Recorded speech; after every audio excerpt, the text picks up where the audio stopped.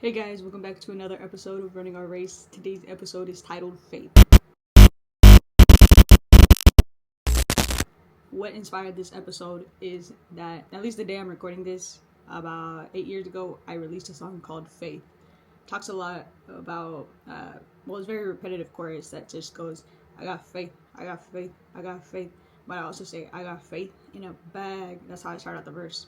I remember when I made that song, not necessarily having the most amount of faith, but I remember wanting to have enough that was more than a mustard seed so that I could always carry it with me everywhere I went and that I wouldn't be ashamed of basically what God was doing in my life at that moment.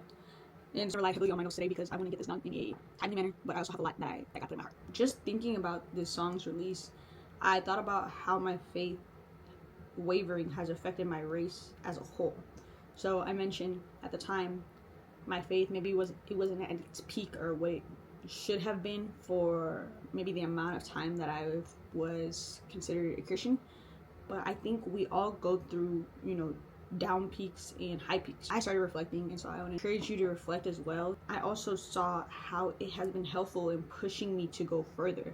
So like I mentioned, that song, I made it because it was with the intention of basically prophesying over my life. And there's a verse that I'm going to touch on later. Habakkuk 2 verse 2-4. And the Lord answered me, write the vision, make it plain on tablets, so he may run who reads it. For still the vision awaits its appointed time. It hastens to the end. It will not lie. If it seems slow, wait for it. It will surely come. It will not delay. Behold, this soul is puffed up. It is not right within him. But the righteous shall live by his faith.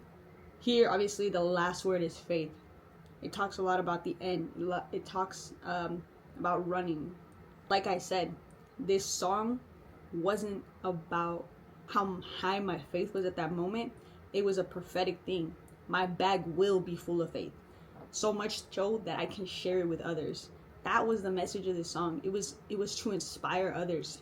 When my bag is filled with faith, I wanted to share it with others so that others could also have faith. I just want to touch on the story real quick. I'm not going to say the verse, but it was Peter walking on water. That step of faith that he took out of that boat. But it was also me telling God, I don't want to just walk on water. I want to be able to make it all the way to you. That's part of what running our races is, us running all the way to the finish line and actually making it. So our faith, in order for us to make it to the end, we actually have to keep running and running and running until we see him, until we are with him. And that's really what this is. When I think about that story in the Bible, I also am reminded about the mustard seed of faith. I feel like that parable also has a big influence on why I made the song. And for this one, I am going to read the verse, and it says, the apostle said to the Lord, increase our faith. And the Lord said, if you had faith like a grain of mustard seed, you could say to this mulberry tree, be uprooted and planted in the sea, and it would obey you. To me, that is just amazing. Every time I've came across this verse, it's normally when I have a mustard seed of faith, and a lot of times I end up beating myself up over it, and I'm like, yo, that's just a mustard seed of faith. Like, I need more. Increase my faith. But God says that in reality, there are moments where you're only going to have that. But if you have faith, which is the important thing isn't necessarily how much you have, but it's about having it and not losing it, not letting it go. Because when you let it go, that's when things start going bad. But if you have at least a little bit of faith, you can still keep going and running your race. As we continue running our race, obviously it's going to grow because we continue to learn, we continue to persevere, and as time goes on, we learn how to grow our faith. And of course, there'll be moments, low moments, but like I said before, the moments prior where you've seen God take you out of things is also what's going to increase your faith, because you realize, oh, God is with me. He took me out of that situation. He's going to take me out of this situation. You start prophesying over your own life, and you don't necessarily need as much help from other people. Obviously, you still go to people if you need help, but you won't need as much help. Like, you won't rely on them as much. Maybe you'll read your Bible more, you'll pray more, and then after that, you're like, wait, I still haven't found the solution to this problem. Maybe I should ask for help. Another thing in the Bible that caught my attention, which actually this verse I was reminded of at camp this weekend. Wonderful time. Maybe I wasn't able to physically do a lot of things I wanted to do, but spiritually I felt like my soul really received a lot of we could say confirmations about things, and I really felt like God spoke to me the entire time. There wasn't a single preaching where God didn't talk to me. So y'all see, I think I'm gonna drop a total of 3 videos from that thing, but you wanna check it out. I do go into a little bit of spiritual in 2 of them. I know I ask more spiritual questions, and like they're a little more spiritually based, and the other one's just a random cat vlog. But going back to it, one of the pastors touched this verse. Well, there's been 3 health issues in the past that I have been dealing with. Every time I would get discouraged about it, I would come across this verse. This is Luke 8:48, and it says, "And he said to her, 'Daughter, your faith has made you well. Go in peace.'" What I took from it when I heard this verse again was, you have to keep believing that healing is going to come. Just stay in peace. Keep searching for God, doing the right things, keep running your race, and eventually that thing is going to happen, and you're going to look back and you're going to be like, hey, it happened. Not at the timing that you want, which is another thing that God has really been speaking to me, but it's going to happen. This video's getting really long, but I still have a few more verses I want to touch. But I'm going to try to go a little faster here. The verse is Hebrews 11:6. "And without faith, it is impossible to please him. For whoever would draw near to God must believe that he exists and that he rewards those who seek him." Which ties into what I was just saying. So I'm going to just read that and keep it pushing. But the next verse, which is really what was the main thing that inspired. To me, the armor of God has been something that I've always known that I'm supposed to pray to put it over me. But there have been times where I will admit on camera, sometimes I forget to pray over this. It's Ephesians 6:16 is the one that talks about faith.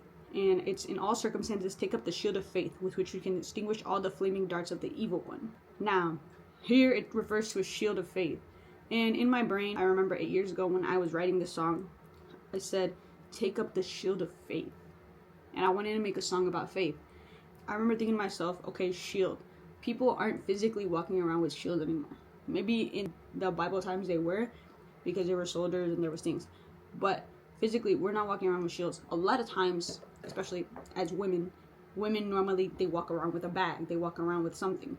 Men, maybe they'll walk around with a pouch, or they'll walk around with a wallet. You know, like some sort of thing where you can hold your things. One of the things in your bag should be faith. And it was kind of like that connection moment to me.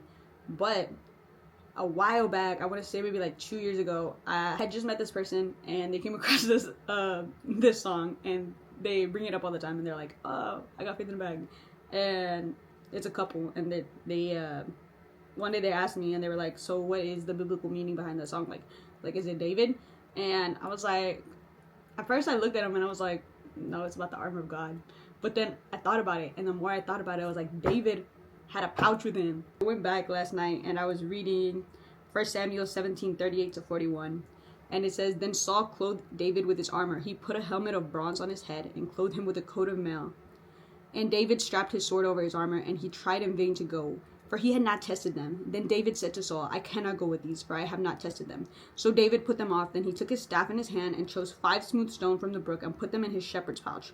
His sling was in his hand, and he approached the Philistine. And the Philistine moved forward and came near to David with his shield bearer in front of him." Now, I took 2 things from this, and it was that one of the things that he had was a shield, but he replaced it with a pouch. I never caught that before. Because I remember reading this when the friend made the connection, but I didn't really capture that essence of it.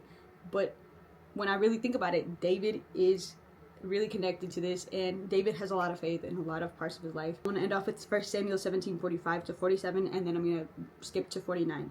And it says, "Then David said to the Philistine, 'You come to me with a sword and with a spear and with a javelin, but I come to you in the name of the Lord of hosts, the God of the armies of Israel, whom you have defied. This day the Lord will deliver you into my hand, and I will strike you down and cut off your head. And I will give the dead bodies of the hosts of the Philistines this day to the birds of the air and to the wild beasts of the earth, and all the earth may know that there is a God in Israel, and that all this assembly may know that the Lord saves, not with a sword and spear, for the battle is the Lord's, and he will give you into our hand.' And David put his hand in his bag, and he took out a stone and slung it and struck the Philistine on his forehead.